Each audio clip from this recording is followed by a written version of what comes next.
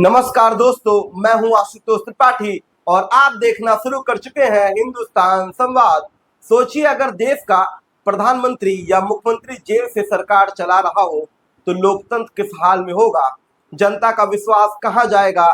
इसी सवाल का जवाब है जेल बिल। सरकार कहती है ये बिल राजनीति को साफ करेगा, विपक्ष कहता है ये बिल राजनीति को और भी गंदा करेगा। अब असली सवाल ये है कि आगे होगा क्या। 20 अगस्त 2025 संसद का मानसून सत्र गृह मंत्री अमित शाह ने पेश किया संविधान 130वां संशोधन विधेयक 2025। इसमें लिखा है, अगर प्रधानमंत्री, मुख्यमंत्री या कोई भी मंत्री किसी गंभीर आरोप में, अपराध में गिरफ्तार होता है तो 30 दिन तक जेल में रहता है तो 31वें दिन ही उसकी कुर्सी चली जाएगी। ध्यान रहे, यहाँ दोषी ठहराया जाना जरूरी नहीं है, सिर्फ गिरफ्तारी और 30 दिन की हिरासत काफी है। हालांकि अगर बाद में बेल मिल गई तो वही नेता फिर से अपनी कुर्सी पर बैठ सकता है। सरकार का तर्क है कि लोकतंत्र में जेल से सरकारें चलाना मजाक है। अमित शाह ने संसद में कहा, क्या जनता ने वोट इसलिए दिया है कि सरकार जेल से चले। प्रधानमंत्री जी बोले, सरकारें जेल से नहीं, जनता के बीच से चलनी चाहिए।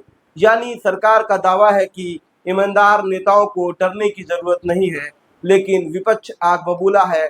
कांग्रेस और डीएमके कह रहे हैं ये काला कानून है।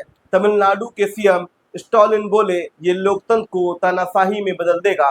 विपक्ष का कहना है भारत का कानून कहता है दोषी साबित होने तक निर्दोष होता है व्यक्ति, तो फिर सिर्फ गिरफ्तारी पर कुर्सी क्यों छीनी जाए। भाई, असली सवाल यही है, जेल जाएगा कौन। सत्ता में बैठे नेताओं पर केस दर्ज करेगा कौन। पुलिस क्या करेगी। क्या पुलिस वही नहीं करेगी जो सत्ता कहेगी। ये तो सबको पता है कि सत्ता पक्ष पर अगर करप्शन भी साफ दिखे तो पुलिस बोलेगी सर सबूत नहीं मिल रहे, कोर्ट में चार्जशीट भी दाखिल नहीं होगी और अगर हो भी गई तो बेल पर बेल मिलती रहेगी। लेकिन विपक्ष का नेता हुआ तो रातों रात छापा, एफआईआर, गिरफ्तारी और 30 दिन बाद कुर्सी खाली। यानी बिल एक है लेकिन असर सत्ता और विपक्ष पर अलग अलग होगा। विपक्ष कह रहा है ये बिल ईमानदारी का नहीं बल्कि सत्ता बचाओ और विपक्ष हटाओ का नया हथियार है। सोचिए, अगर किसी राज्य की गैर भाजपा सरकार है और उसका मुख्यमंत्री सरकार को खटक रहा है तो क्या होगा। एक गिरफ्तारी, 30 दिन जेल और कुर्सी खाली। क्या यही लोकतंत्र है या फिर ये लोकतंत्र की कमर तोड़ने की चाल है। जनता पूछ रही है, अगर कानून इतना ही न्यायप्रिय है तो क्या सत्ता पक्ष के भ्रष्ट नेता भी इसी तरह जेल जाएंगे।